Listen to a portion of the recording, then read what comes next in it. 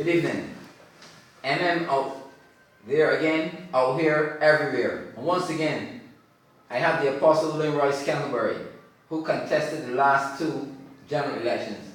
Glad to have you here, sir. Pleasure being here with you, Mr. Morris. Now, the last time we ended, we were actually talking about the St.Peter District Hospital, which for the arms house, you know. Yes, sir. And I was about to tell you about some stories my grandmother actually told me that there was an outbreak of cholera in Barbados, and they actually took people from all over the island, especially in the south, and brought them down there to die. Yes, that's true. To die. She even gave me some stories about people being buried alive, because if you close your eyes, you're dead. Well, yeah, back in the day, there wasn't a lot of the medical facilities and technology that we have today. So, you know, those individuals who went into comas were basically considered dead. So that was a fortunate case. But there's a mass grave over by Cobbler's Cove Hotel where a lot of those individuals were buried. Okay, an area where, you know, you cannot uncover those graves. But the reality of the what we call the arms house at the time was just in the area, just adjacent from the Jordan's supermarket, just in that area. It was afterwards used as a sanitation depot. After that closed. Depot meaning where they keep the equipment. Yeah, the trucks and everything. That's where they were. And then you know, afterwards it, you know, basically turned into bush and trees and what have you. But there's a lot of history in St. Peter, and I'll tell you this in relation, because we were talking about the whole Black Death system. The plague, yeah. Yes. Plague. And when we were kids, yeah, you know, we mimicked that Black Death in Barbados with a nursery rhyme, and that nursery rhyme was a ring of roses, a pocket full of posies, a tissue, we all fall down. Okay, a lot of folk didn't know as children we were mimicking the Black Death, because what they would do when a person contracted it is that they would take roses, they would pluck roses in a ring, they would put it around the person's neck, and there were these little yellow roses called posies, and they would pick them and they would put them in the person's pocket to help the person smell better. So was this done to attract the attention of someone else to see that this person is sick? Yeah, it would also alert someone that this individual had contracted this very deadly disease. Yeah. But it was also done to help them smell better, because apparently the body gave off a very pungent odor. And so when you have a tissue which is a sneeze, yeah, and then and you contracted it, then we all fall down dead. That's what that actually portrays. So it's something that, you know, we pay attention to, and we have to understand that knowledge is something that's very important. Tell me something. Is there any place down there where they used to bury these people? Because they know the St. Peter Cemetery above there. But I'm talking about people who actually died down there. Is there any burial plot anywhere down there? No, not that I'm aware of, not in that area. But I do know for a fact that individuals were kept there. But in terms of burial, I don't think they actually took place there. Okay. So, alright. So, we know a little bit more about that now. Now let's move on to something else. Sports development in St. Peter. I am a big proponent of boxing, and I think it's a way out because it's my favorite sport, and I think it's the only true sport. What is your take on the whole thing, the whole sports development in St. Peter? Well, let me just, you know, let's hear, there's a famous rhyme that literally speaks in terms of history about the walls of a place called Kafaja. You can probably check this out on the internet, where they said boxing originated, where individuals back in ancient Greece actually used their face to settle matters. Boxing started as a means of settling dispute. Okay, and it eventually evolved into the sport that we know today. But in our plan for St. Peter in terms of sports, we have a very strong sporting program, developmental program for sports in St. Peter. And I think that sports in St. Peter needs to be developed. I was talking to an individual and I was explaining to them that we need to develop clubs again, but we need to do it with technology, we need to do it with excellence, so that right across St. Peter we're doing events, we're doing sports that actually brings the 26 communities in St. Peter together. We're looking at the over 300 businesses in St. Peter alone that can support one of the clubs, one of the teams. But they don't actually sponsor anyone. Well, again, it helps to show us that there's the sporting program within St. Peter has died a very slow death in the last 25 years. I'm talking about the 15 years under the Barbados Labour Party And the 10 and the 10 under the Democratic Labour Party. Our community centers are closed, they're falling apart, they're being eaten by termites, and they're not being used. Our fields are not being properly taken care of and manicured.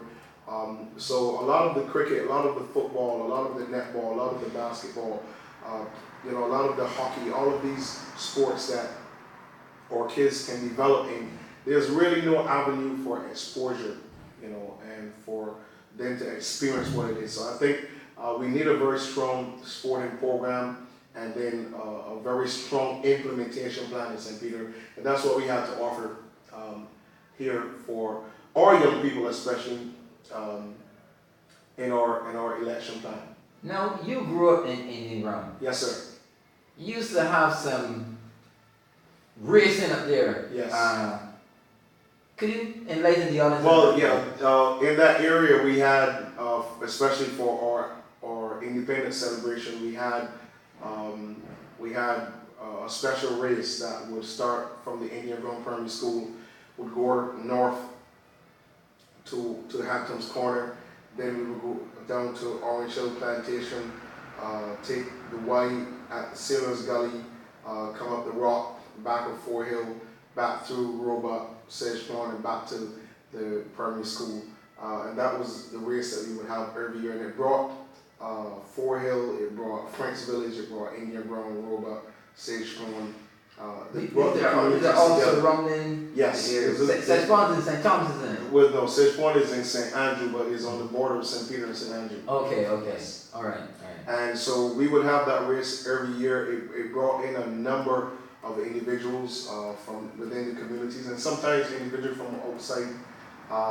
And it was very well attended. And well, the winners varied, or you had we had varying winners. We had the first guy who won it was from French Village, Mr. Hines. I don't know his first name, but his nickname was Beer Hall. Hines is a good name. Yes. Yeah. So what was his nickname? We call him Beer Hall. Beer Hall. Yes. What a name. Yeah. And so he was, the winner of the first race. And then we had another guy who won it.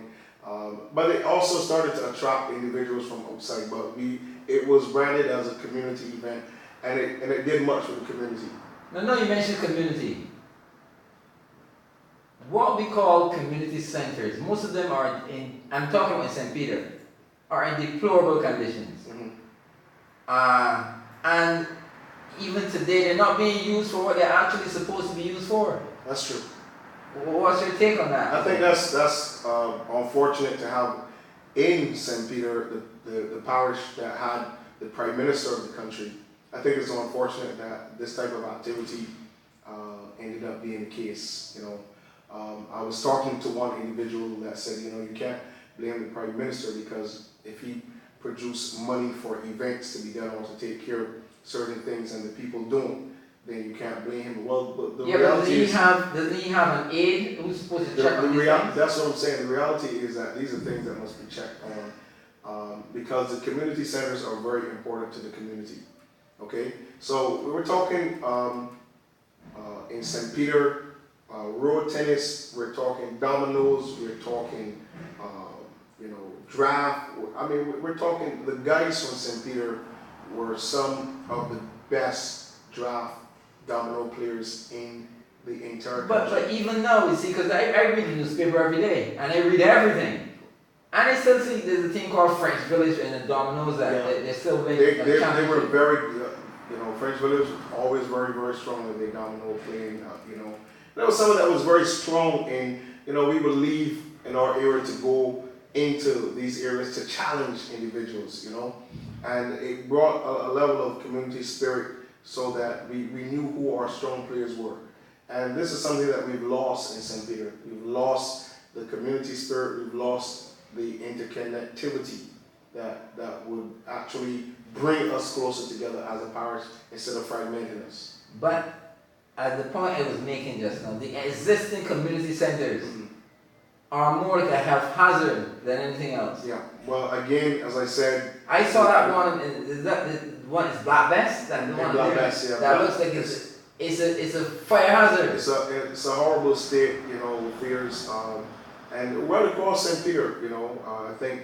There's the one right across in Spice Town. That I think it looks good from the outside, but I think that too is a disaster waiting to happen. Yeah. When you look at, there's a difference between a community center and a pavilion. Yes. Yeah. Okay. What we have in Spikestown is a pavilion. That's on the cricket field. Yes. Opposite a community center is a place, number one, of recreation. It's a place that offers, you know, opportunities for everyone to learn. You know, there's a place where they do computer skills where you can go and learn, develop yourself. So a community center is a place for those in the community. A pavilion is a place that if you have a cricket match, you have a football match, that's where people go to change to get ready for the game. But I actually remember when I was going to Scantlebury, the best school in history actually. And at that community center in Spikestown, that time the bus stand was inside Spikestown further down. Yes, it was. They used to have programs there called skills training and that sort of thing. Well, that's the community center that is there now. And that would offer a lot of different courses to individuals. So, as I said, there's a difference between a pavilion and a community center.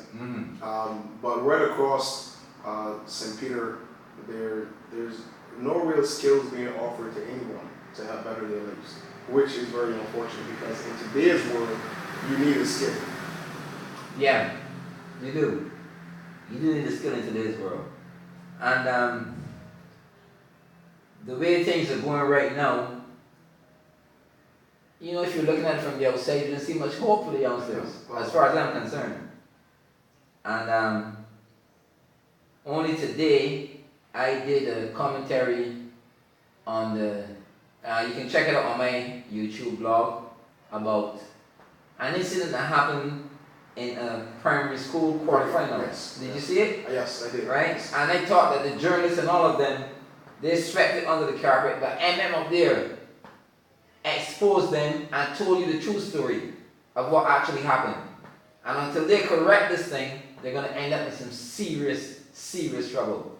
Now, Apostle, my production team is letting me know that time is almost out. So we're going to take a break and we'll come back with part 2. Okay. Okay? Thank you, sir. All right.